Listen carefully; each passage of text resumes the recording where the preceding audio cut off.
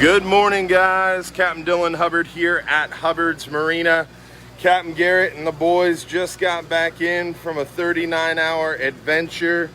Got a nice big old pile of fish, mangrove snapper, red snapper, yellowtail snapper, some blackfin tuna, one amberjack, some nice gag grouper, some nice scamp grouper, almacos, porgies. Looks like you got a little bit of everything, huh, Wilbo? Yeah, we got a little bit of everything. We started on a wreck at night, got that jack there, and a bunch of mangoes off the wreck, and worked our way out west from there, and picked at the groupers throughout the whole trip.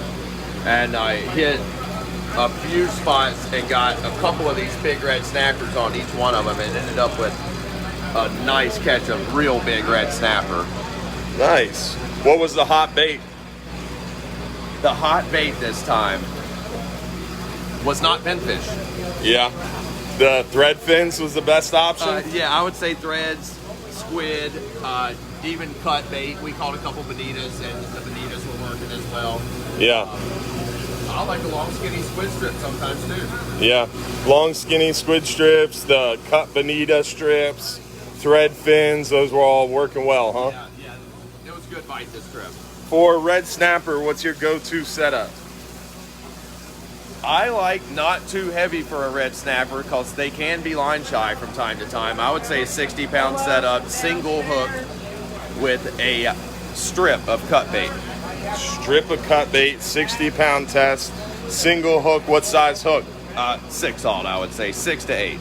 All right, what about for the gags? And a similar setup for the gags, but I would want 80 leader on the gags. And a live bait generally, but there's not much live bait around right now. So again, a cut bait, a big strip of cut bait, or a really big thread fin. Really big thread fin, 80-pound test, and same size hook? Yeah, 6 to 8. 6 to 8 odd. Cool, man. I appreciate it, Will. Thank you. Yes, sir. Another killer trip here on the Florida Fisherman 2. Great pile of fish from this 39-hour adventure. Woo! All right, guys, y'all ready for this? Well, another great 39-hour trip. I was unfortunately out of town Tuesday when the last 39-hour trip came in. That was Captain Joe was running that one, and they did really well on that trip too with some big gag grouper. They didn't get a ton of red snapper on the last 39-hour, but that was because they were into some massive gag grouper. And they didn't want to leave the gag grouper to go try to find some of those red snappers. So they stayed on top of the gags, and they caught 30 or so gag grouper keeper gags on the last 39-hour. This trip, a little less than that, but they got the red snapper on this trip. Plus, they got some nice mangroves, some solid yellowtails. The red snapper bite hasn't been crazy, but it's been plentiful for those who are targeting them and really going after them. They've been catching their red snappers. So we've been getting some nice red snappers, some nice gags, scamp, mangroves, yellowtails, a big mix, big variety of fish. We still got those blackfin tuna biting well, got some kingfish mixed in there.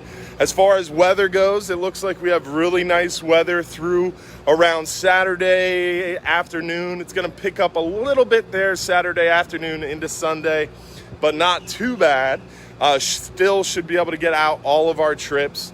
Then through the week, it looks kind of average. And then starting sometime next week, Thursday, a week from today, it looks like they're forecasting a strong prefrontal activity with a very strong cold front. Our first strong cold front of the year, something like 68-degree temps for a high, which is freezing for us here in Florida. So we're seeing our first big cold front forecasted for not this weekend, next weekend, but this weekend was a great example of what can happen. Everybody got freaked out about the weather forecast for this weekend, and it ended up being super nice. We ended up having nice weather this weekend, and a lot of people canceled off the 44-hour trip that's leaving tomorrow. Now we have like 12 open spots on that trip, and it was completely sold out because people were worried about weather, and the weather ended up being really nice. So the forecast this weekend looks really good compared to what it was 5 days ago. So just in 3, 4, 5 days, the weather forecast can change a lot. So if you're booked, not for this weekend, next weekend, and you see that big weather forecast, don't let it freak you out, because you can scramble and move trips around now and drive yourself crazy, because then you come up on that weekend, the weather ends up being nice. So definitely want to wait, be patient on the weather forecast, because weather can change drastically. Also, keep in mind, guys, we're doing really well on these 10-hour trips.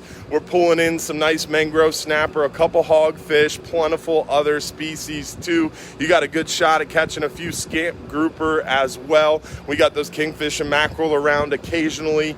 The hogfish bite's definitely starting to tick up a little bit and should only get better as that water temperature cools.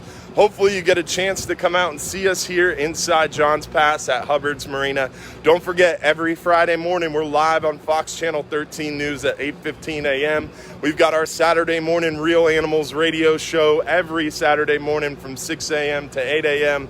Every Sunday night we've got our live stream show from 8:30 to 9:30. And then also, guys, keep in mind, Saturday, November 6th from 2 p.m. on, we're going to be at Bass Pro Shops. We've got a 2 p.m. seminar Saturday, November 6th at Tampa Bass Pro Shops, and we've got a 5 p.m. Santa Claus parade. So come out and see us at the Tampa Bass Pro Shops for that event. You can win free trips, just like you can on our Sunday night live stream shows. And don't forget, if you're too busy to go fishing, you're just too darn busy. Have a great morning, guys. Happy Thursday.